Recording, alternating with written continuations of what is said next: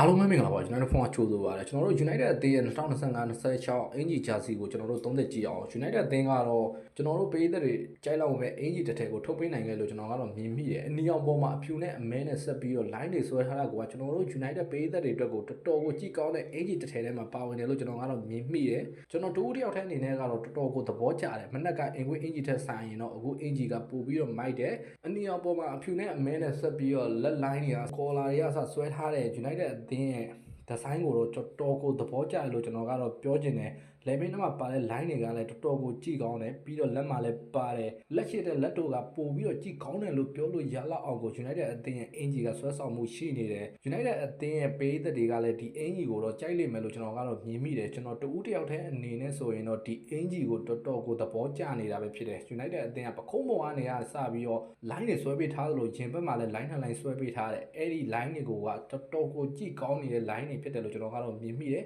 ဒီနေ့ဂျာစီကတော့မနက်ကဂျာစီထပ်ပို့ပြီးတော့ကောင်းတယ်လို့ပြောရင်းနဲ့ပဲကျွန်တော်ရဲ့အစီအစဉ်ကိုဆုံးသက်ပြလေ United ပေးသက်မှန်တော့ဒီနေ့ဂျာစီကိုပို့ပြီးတော့သဘောကျလိမ့်မယ်လို့မြင်မိတယ်တူဦးတယောက်ချင်းရဲ့ဝေဖန်ချက်တွေကိုလည်းကျွန်တော်ရဲ့ comment မှာဝင်ရောက်သုံးသပ်ပိုင်ခွင့်ရှိတယ်လို့ပြောရင်းနဲ့ပဲကျွန်တော်ရဲ့အစီအစဉ်ကိုဆုံးသက်ပြစေ United Football ကမန်သိန်းများကိုနှိမ့်စေတစ်ဆက်ပေးနေတာမို့ line follow လေးလုပ်ပေးတော့မျက်နှာရက်ခံပါတယ်အားလုံးကျေးဇူးထိုးတင်ရှိပါတယ်ခင်ဗျာ